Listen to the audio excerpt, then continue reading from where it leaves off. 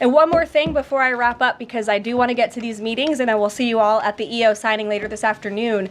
I would just say that you brought to mind California and North Carolina, who continue to be on our hearts, and the president and this administration are committed to ensuring that these individuals get the funding that they need.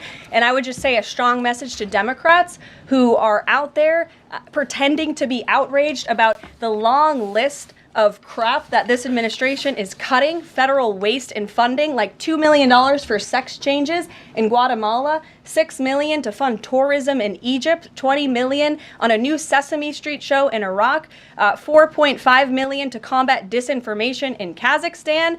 I could go on, and I'm happy to provide this list to every single one of you. Democrats are outraged that the American people want to be, they want their taxpayers going to good uses, not stuff like this. But then they're very quiet about the fact that there are still North Carolinians and people in California who have lost everything. And in the last 4 years, this federal government did nothing to help them. This president will continue to put Americans first. And I think the successes of this week so far speak to that. And it's only Wednesday. Garrett, great to see you here today. Thank you. On Gaza, the president has spent basically his entire public career criticizing foreign entanglements, nation building, sending American troops to fight abroad, particularly in the Middle East. This plan seems like it could ultimately involve all of those things. Can you explain this reversal and how building and owning Gaza squares with America First foreign policy? I would reject the premise of your question that this forces the United States to be entangled in conflicts abroad. The president has not committed to putting boots on the ground in Gaza. He has also said that the United States is not going to pay for the rebuilding of Gaza. His administration is going to work with our partners in the region to reconstruct this region. And let me just take a step back here, because this is an out-of-the-box idea. That's who President Trump is. That's why the American people elected him. And his goal is lasting peace in the Middle East for all people in the region. And as I said in my opening remarks, we've had the same people pushing the same solutions to this problem for decades. And it's been made very clear to the president that the United States needs to be involved in this rebuilding effort to ensure stability in the region for all people. But that does not mean boots on the ground in Gaza. It does not mean American taxpayers will be funding this effort. It means Donald Trump, who is the best deal maker on the planet, is going to strike a deal with our partners in the region. Because he did not rule out American troops in Gaza last night. Are you doing that now? I am saying that the president has not committed to that just yet. He has not made that commitment, and you know that. And on the foreign partners, the Jordanians, the Egyptians, the Saudis have already panned this plan. What foreign partners, if any, have expressed any interest in being part of it? Well, the president has said he's been socialing this idea for quite some time. He's been thinking about this. He said in his remarks last night, this was not a decision or an announcement that he takes lightly. And the president has already spoken to the President al-Sisi. In fact, that was his first foreign leader call. He's meeting with the King of Jordan, King Abdullah, next week. He spoke with the King of Bahrain. He spoke with the Crown Prince of Saudi Arabia. And he has made it very clear, he's been very vocal, that he expects our partners in the region, particularly Egypt and Jordan, to accept Palestinian refugees temporarily so that we can rebuild their home. I'd like to show you some images of Gaza that were taken. Fox News aired this. I mean, that is, as they put it, an apocalyptic scene in Gaza. This is an uninhabitable place for human beings. Do you really think that families can live their dream in a region that looks like this, with no running water, no electricity? And the special envoy to the president, Steve Witkoff, recently traveled to Gaza, as you all know. And he came back with images that he showed the president of the dire situation here.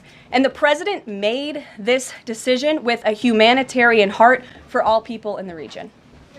Peter. Thank you, Caroline. Are any officials here preparing to fight Democratic lawmakers in the streets? Absolutely not.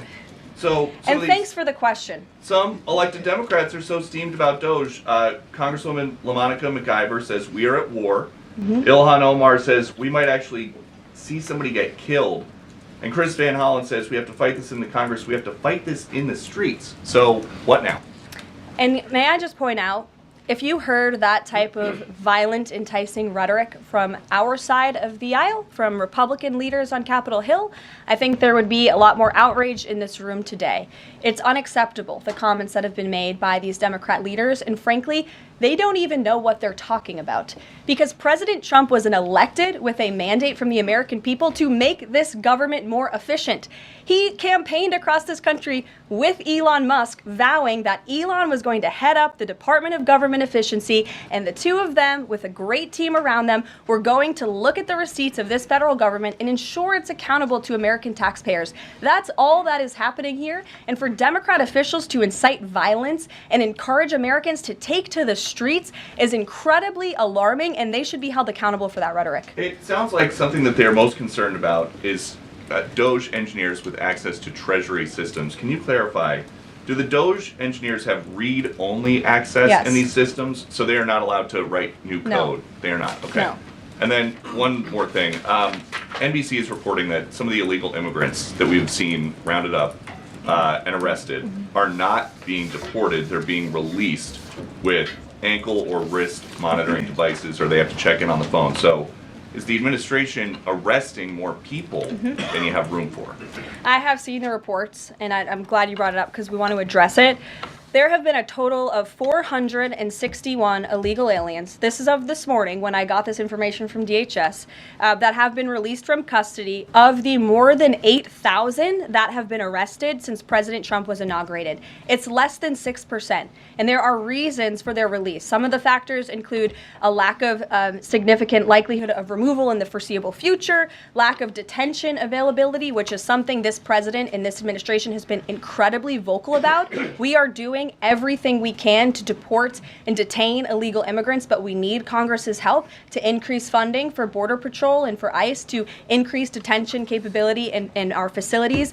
And then other serious medical conditions have also been the reasons for some of the release of these individuals. But none of them have final deportation orders. Many of them are probably contesting their immigration status. I'd refer you to DHS for more details, but I did get that information because I knew it'd be a question, so thank you.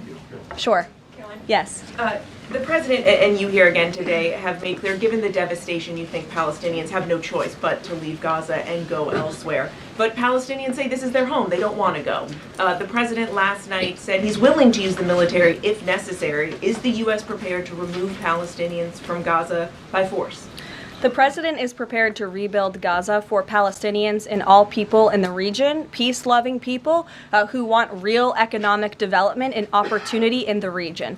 This is a region that has been controlled by Iranian-backed terrorists, Hamas, who have brutalized not just Israelis but Palestinians too. It is because of Hamas that you see those images on that screen, that Gaza has become a demolition site because Hamas launched that brutal attack on Israel on October the 7th. And so again, I would stress, President Trump wants to ensure that this can be a place where all people can live in peace. He is a peacemaker in chief. He made that very clear in his first term. And as for how that will be accomplished, the president and his team are talking with our allies in the region to consider next steps. But should the American people be prepared to see U.S. military on the ground fighting a ground war against Hamas? Again, the president has not committed to U.S. troops in the region. But it is an option. I have said that the president has not committed to that yet. Sure.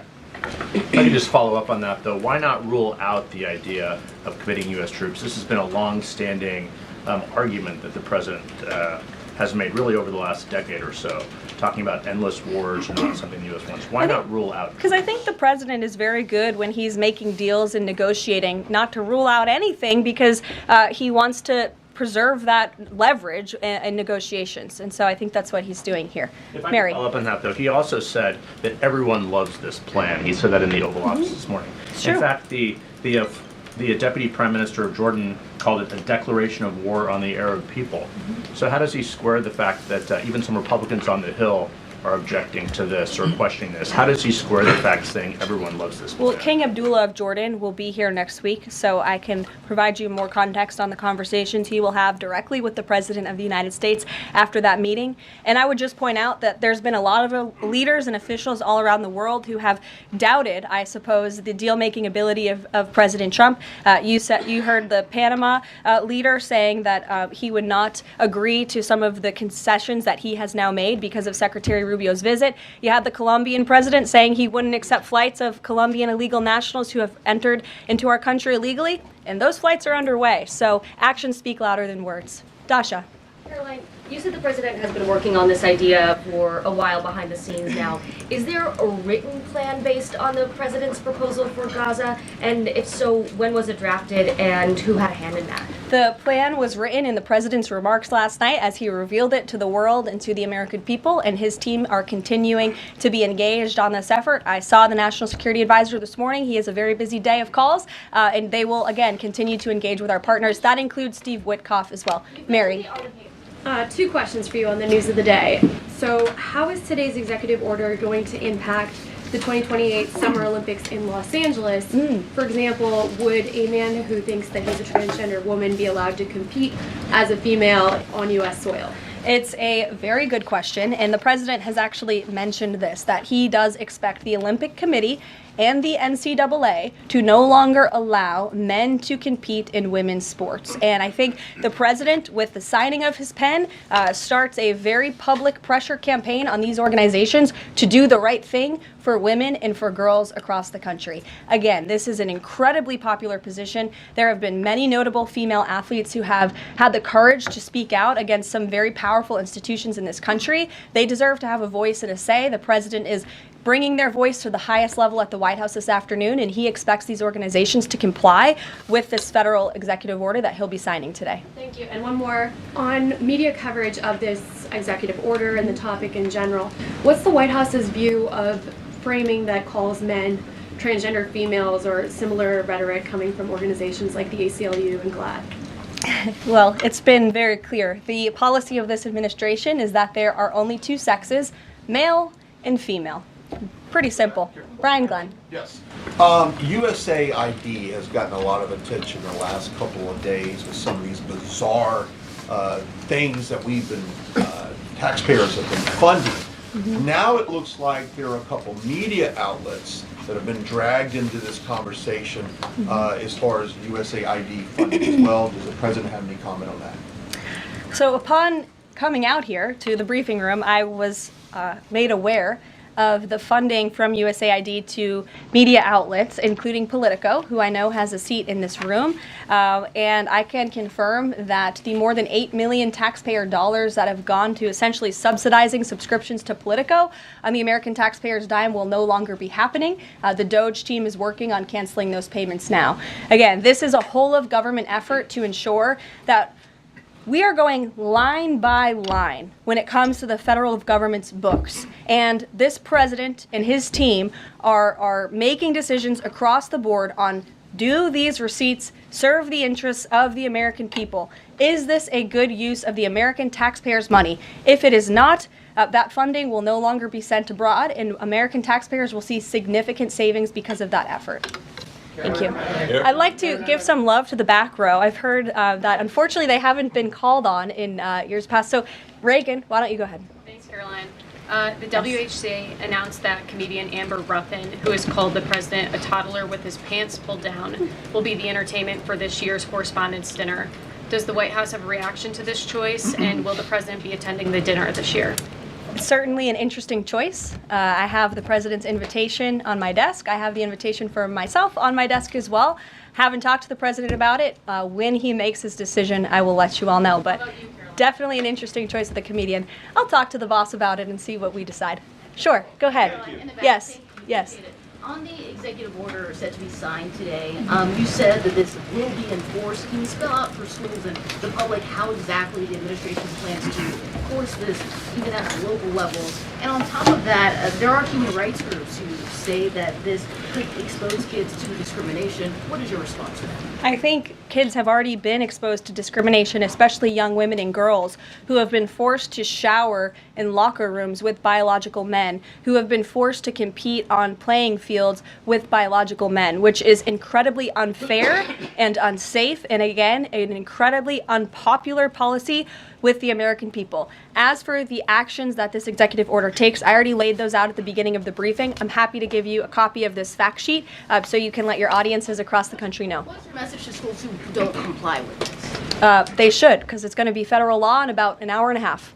So your colleague to your right, to my Thanks, left. Caroline. Yes. Taylor with Spectrum News. You talked a bit about Doge. Elon Musk is currently a, quote, special government employee who also owns companies that have billions of dollars in federal contracts. You said earlier this week that he has abided by all applicable federal laws, but what steps is the Trump administration taking to address that conflict of interest? The president was already asked and answered this question this week, and he said if Elon Musk comes across a conflict of interest with the contracts and the funding that Doge is overseeing, then Elon will excuse himself from those contracts. And he has, again, abided by all applicable laws. In the back left, go ahead.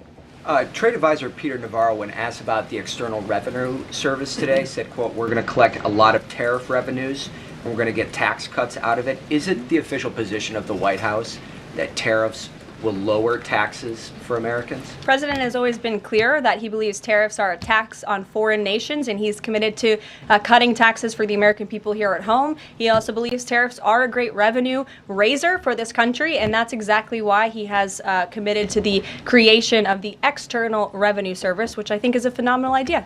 We'll just go down the whole row. Go ahead. Tom Bateman with the BBC. Can you confirm that under the President's plans for Gaza, any and all Palestinians who want to stay in Gaza on their land will be allowed to do so?